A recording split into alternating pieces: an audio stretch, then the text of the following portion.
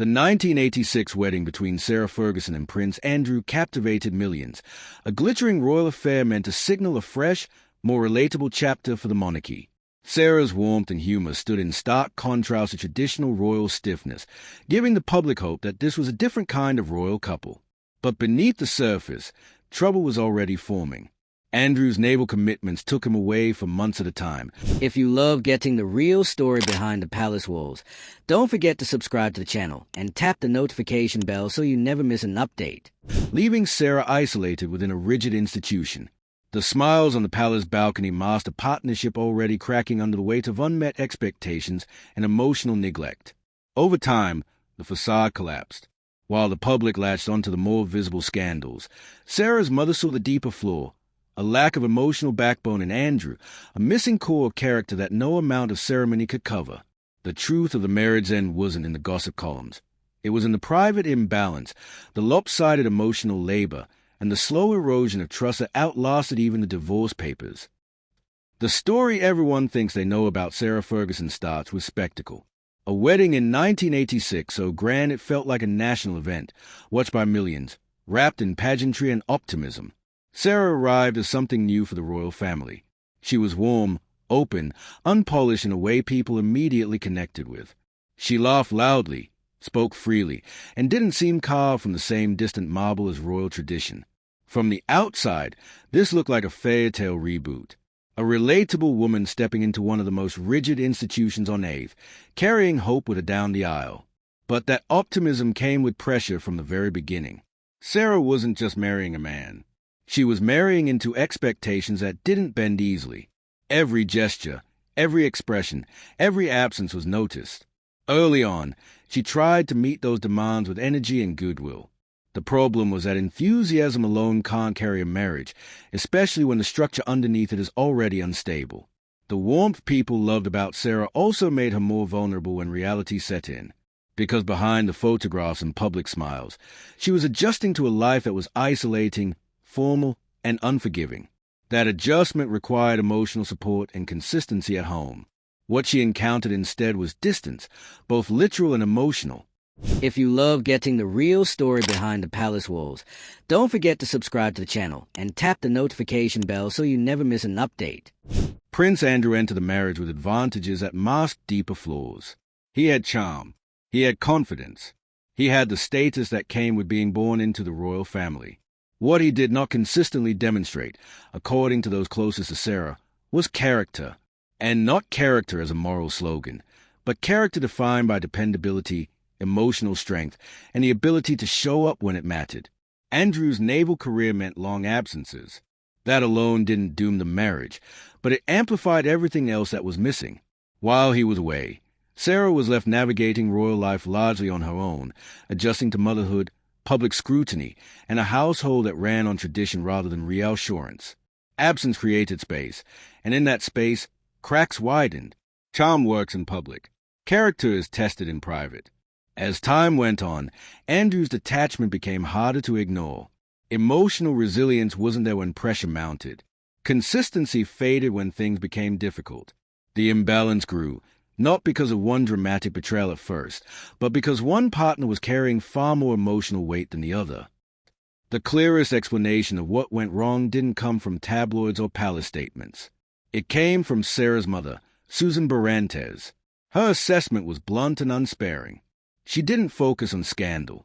She didn't blame the press. She pointed directly at Andrew's lack of character as a core issue that undermined the marriage from within. Susan described character not as charm or rank, but as reliability and emotional backbone. In her view, Andrew simply did not have the inner strength to sustain a marriage under pressure. When things were easy, he could function. When they weren't, he withdrew. That pattern, repeated over time, left Sarah unsupported and increasingly isolated. This perspective reframes everything that followed. It suggests the chaos of the early 1990s wasn't the cause of the breakdown, but the symptom. When emotional foundations erode, behavior becomes reckless, boundaries dissolve, and respect fades. Susan Barantes wasn't defending her daughter blindly. She was naming what she saw as a structural failure in Andrew as a within the wider royal family. The marriage struggled quietly before it collapsed publicly. The institution itself offered little flexibility. Expectations remained fixed even as Sarah's personal life unraveled. Royal duty did not pause for emotional strain. Appearances still mattered, even when the relationship behind them was fraying. By the early 1990s, the strain was visible. Affairs became public. Behavior turned chaotic. Sarah's actions were scrutinized relentlessly, framed as scandal rather than distress. What rarely entered the conversation was how unsupported she had been for years leading up to that point. The narrative focused on spectacle because spectacle was easier than examining emotional neglect. The separation in 1992 confirmed what had already been unfolding privately. The divorce in 1996 made it official. But neither event marked a clean emotional break. Instead, it exposed how deeply complicated a relationship had always been, bound together by history, children, and unresolved. Through it all, Sarah's role as a mother remained central. Princess Beatrice's reflections offer a different emotional lens on those years. She remembers her mother as joyful, resilient, and present. Even in instability, Sarah created warmth. She made space for laughter. She refused to let bitterness define the household. That resilience mattered. It shaped how Beatrice experienced her childhood, even amid separation and public judgment. The contrast between Sarah's emotional availability and Andrew's passivity was noticeable. Where Sarah engaged openly, Andrew often receded into the background. This isn't framed as villainy, but as absence, and absence leaves an imprint. Beatrice's memories underscore how much emotional labor Sarah carried, not just as a wife, but as a parent determined to buffer her children from the worst of the fallout. Princess Eugenie echoes that same perspective. She recalls a mother who remained optimistic, affectionate, and involved despite circumstances that could have easily hardened her. These memories complicate the public image of chaos and scandal. They suggest a household where emotional survival depended heavily on one parent's strength. Eugenie's recollections also highlight how parental influence shapes legacy. While Andrew remained part of their lives, his role often appeared more distant. The emotional center of gravity stayed with Sarah. That consistency gave both daughters stability, even as the marriage itself dissolved. These reflections don't erase the pain of divorce. They contextualize it. They show that resilience can coexist with fracture, and that children absorb not just events, but emotional. One of the most misunderstood aspects of this story is what happened after the divorce. Sarah and Andrew did not sever ties. Instead, they maintained an unusually close relationship. They appeared together publicly. They supported each other. They continued functioning as a family unit in many ways. This arrangement confused observers who expected bitterness or distance. But it makes sense when viewed through the lens of character and dependency. The romantic partnership failed, but the emotional bond did not disappear. Familiarity, affection, and shared history kept them connected. This closeness does not contradict the reason for their divorce. It reinforces them. Andrew's inability to sustain emotional resilience within marriage didn't prevent him from remaining attached afterward. The relationship simply shifted into a form that demanded less accountability and pressure. Their continued cohabitation at Royal Lodge became a symbol of unresolved complexity. Even years after divorce, their lives remained intertwined. As they now prepare to leave that residence, the history embedded within it resurfaces. Royal Lodge isn't just a house. It's a reminder that endings in royal life are rarely clean. Looking back, the marriage collapse appears less like a dramatic implosion and more like a slow structural failure. Susan Barantesi's words linger because they cut through noise. Character, or the lack of it, shaped everything that followed. Not scandal, not media frenzy, not even institutional pressure alone. This story challenges the instinct to reduce royal divorces to tabloid narratives. It asks for a quieter, more uncomfortable analysis, one where charm is insufficient, appearances deceive, and emotional resilience determines whether a partnership survives pressure. Sarah Ferguson's marriage didn't fail loudly at first. It failed quietly over time until the silence could no longer be maintained. If this breakdown reframes how you see royal relationships, share your thought below. Let others know what stood out to you. And if you want more deep dives into royal history told without the gloss, make sure you stay connected to this. For the royal family, this wasn't just a personal story. It was a PR crisis. A failed marriage always raises questions, but when it happens inside Buckingham Palace, The stakes are higher. Appearances must be preserved. Narratives must be managed. And yet, no amount of spin could fully contain the tension Sarah Ferguson brought to the monarchy. She didn't fit the mold, and that was clear from the start. Her openness, which had charmed the public, began to unsettle the palace. She wasn't afraid to speak her mind or show emotion. But in a family that operates on reserve and silence, that's a problem. Her very presence was disruptive, not because she broke rules, but because she didn't hide her feelings. When the marriage began to fracture, the institution responded with distance, not support, not solutions, just more cold air between them. And Sarah, being Sarah, didn't disappear quietly. She talked, she laughed, she showed up. The institution had no idea what to do with someone who refused to shrink after being cast aside. While Sarah rebuilt her life in the open, Andrew's image took a very different path. In the years following the divorce, his public role became increasingly shadowed by controversy, none more damaging than his association with Jeffrey Epstein. The damage from that scandal would unfold long after the marriage, but it cast a retrospective shadow over everything that came before. When Susan Barante spoke about Andrew's lack of character, her words seemed harsh at the time, but decades later, they read like a warning no one took seriously. His ability to maintain a facade while avoiding deeper accountability showed up again and again. Charm was never the problem. It was substance. And the Epstein debacle showed just how hollow that charm could be. This isn't to say that the breakdown of his marriage caused what came later, but it showed early signs of a pattern: emotional distance, lack of judgment, an inability to handle real consequences. If anything, Sarah's story wasn't just about surviving a failed royal marriage. It was about getting out before the real disaster arrived. After the divorce, Sarah Ferguson didn't disappear. She became something of a royal anomaly, a divorced duchess who was still very much in the picture. She did interviews, wrote books, launched business ventures. Not everything worked, and some efforts got mocked, but she never stopped trying. And despite being branded a scandal magnet, she managed to remain close to the family she'd supposedly disgraced.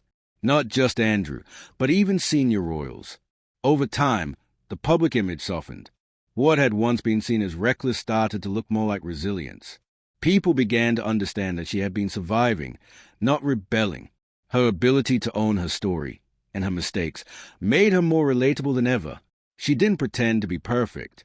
She acknowledged her faults, but she also refused to carry all the blame. The further away people got from the 90s, the clearer it became. Sarah was never the main problem. She was just the one who didn't hide them. As the years passed, Princess Beatrice grew into her own spotlight, and every so often, she'd speak about her mother in interviews. Those reflections painted a picture far removed from tabloid chaos.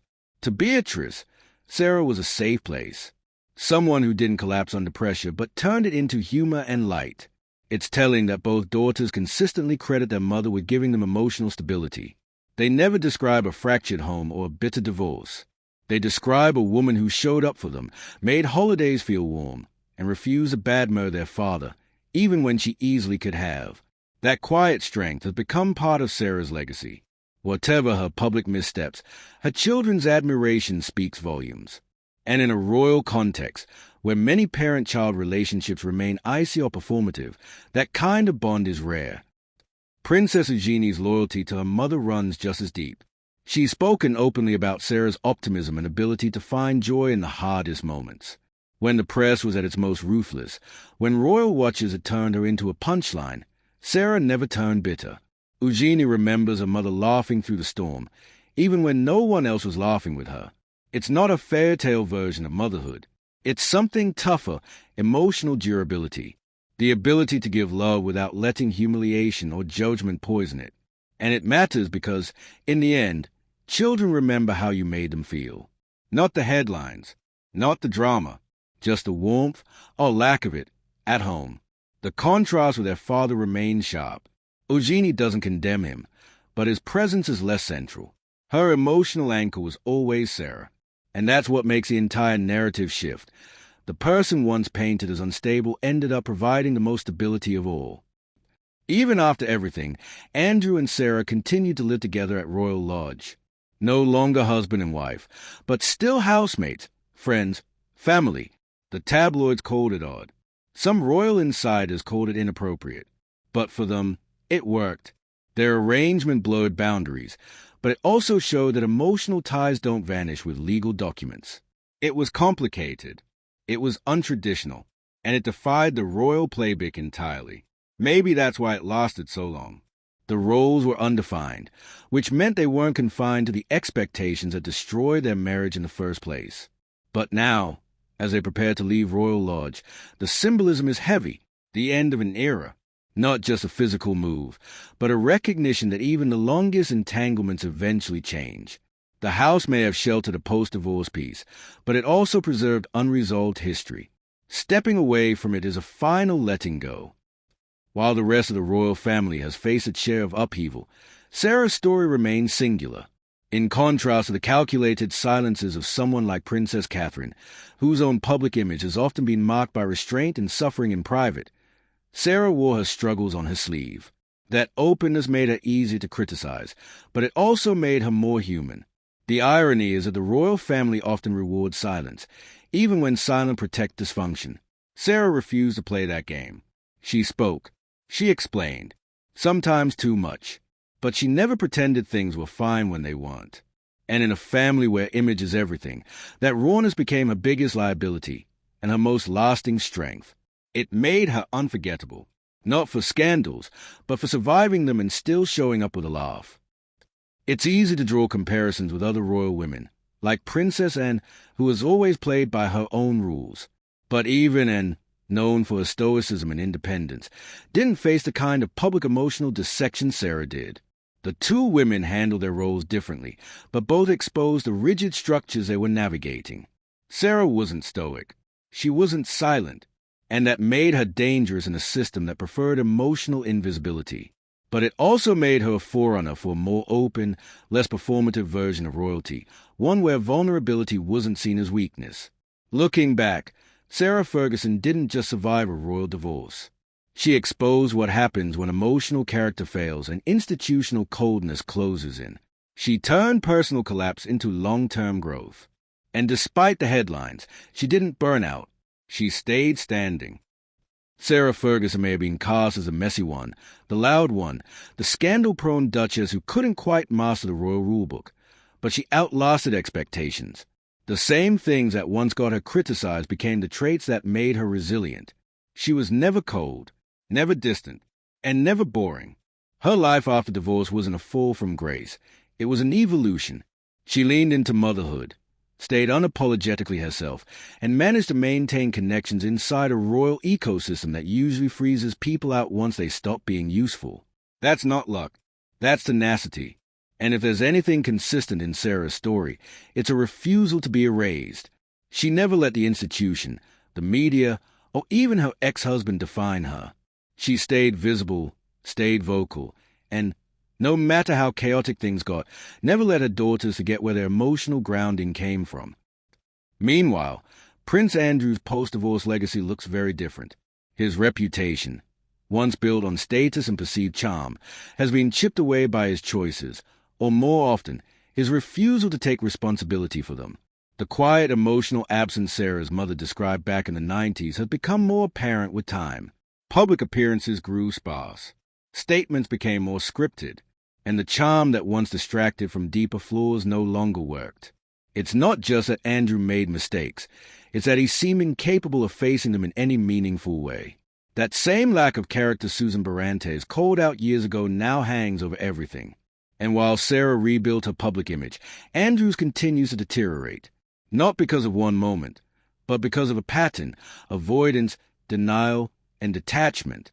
In the long run, emotional depth matters. And Andrew has rarely shown any, at least not when it counted. The institution, for its part, has largely moved on, at least in appearances. New faces and new dramas have taken center stage. But the Sarah and Andrew chapter still lingers beneath the surface, because it's one of the few royal stories where both the failure and the aftermath stayed so public and so human. It's easy to focus on the monarchy as a symbol, a machine, a tradition. But at its core, it's a family. And families fracture. They disappoint. They get things wrong. Sarah's story cuts through the crown Polish and shows the reality behind the rituals. People, struggling to be seen, loved, and supported. And in that struggle, Sarah showed more strength than most. Not because she followed the rules, but because she didn't. She tried to make space for honesty in a system that was built to reject it. And that effort, even when messy, mattered more than silent compliance of it. What makes all of this even more powerful is how Princess Beatrice has carried her mother's influence forward. She grew up in the eye of a media storm, but came out of it grounded, warm, and thoughtful. And she gives her mother credit for that. Always. Beatrice doesn't speak in sound bites. She doesn't need to. Her quiet admiration of Sarah speaks volumes. You don't get that kind of loyalty from a parent who was absent, performative, or bitter. You get it from someone who was real, present, and unshakably loving. It's clear that, despite everything, Beatrice didn't grow up in a broken home. She grew up in a home where at least one parent made emotional safety the priority. And that made all the difference. The same goes for Eugenie. Her loyalty to Sarah is unwavering. She still shows up at events with her mother, still posts tributes, still lights up when she talks about her. That kind of bond doesn't come from obligation. It comes from gratitude. Eugenie's relationship with Sarah confirms what the tabloids missed all those years ago, that behind the headlines was a woman holding her family together with laughter, honesty, and grit. And that kind of emotional labor doesn't make headlines, but it does leave a legacy. Looking back now, the real story isn't that a royal marriage ended. It's how Sarah Ferguson refused to let that be the end of her story. She didn't just survive the collapse, she defined what came next. And in doing so, she redefined what strength looks like in the royal world. If you've made it this far, we want to hear from you. Did this change how you see Sarah Ferguson, or royal marriages in general? Drop a comment. Share this with someone who still thinks scandal is a full story, and hit that subscribe button so you don't miss the next time history gets messy. Because in royal life, it always does.